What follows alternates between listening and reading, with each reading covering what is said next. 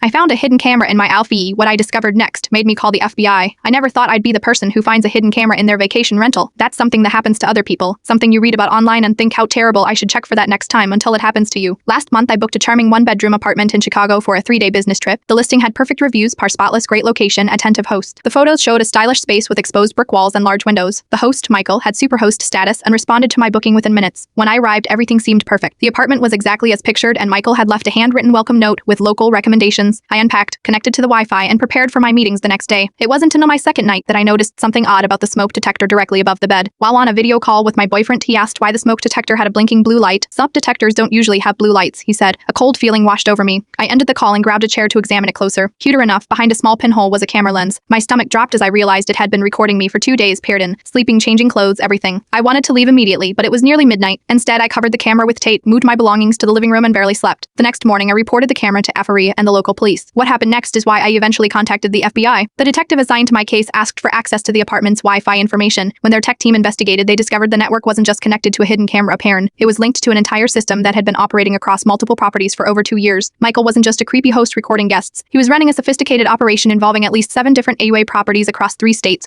all listed under slightly different names but connected to the same banking information. Each property had hidden cameras in bedrooms and bathrooms, all feeding to a private server. We've seen individual cases of hidden cameras before, the detective told me, but nothing this organized or extensive. When they searched Michael's home, they found terabytes of footage, categorized by date, location, and guest names parent, including mine. Even more disturbing, they found evidence that some of this footage was being sold on private forums. I felt violated in a way I couldn't articulate. These weren't just recordings of me sleeping or changing clothes. Pink, they were intimate moments of vulnerability that I never consented to share. Moments when I thought I was alone, talking to myself, FaceTiming loved ones, crying after a stressful meeting, all captured and categorized for strangers to consume. The FBI became involved because the operation crossed state lines and involved digital distribution. They've since identified over 200 victims spanning 3 years. I am now part of a victim support group where we're helping each other process this violation while navigating the legal proceedings. Airbnb permanently banned Michael and all associated accounts, but that feels like closing the barn door after the horses have escaped. The company has refunded my stay and offered counseling services, which I've accepted, but I still check every smoke detector, alarm clock, and air freshener whenever I enter a new space. Last week, I received a call from the lead investigator. They've identified footage of me on 3 different sites. While they're working to have it removed, the reality is that once something is online, it's nearly impossible to completely erase. I am sharing this story not to scare people away from vacation rentals, but because awareness is protection. I never thought to check the smoke detector because I didn't know that's where cameras are commonly hidden. I didn't know to look for unusual Wi-Fi devices or to bring a camera detector. The most terrifying part isn't that I found a hidden camera apparent, it's thinking about how many people never find them at all. How many Michaels are out there watching people in their most private moments, and how many of us are unknowingly part of someone's collection. Check your smoke detectors, check your alarm clocks, check everything, because the next person to accidentally discover they're being watched shouldn't have to be you.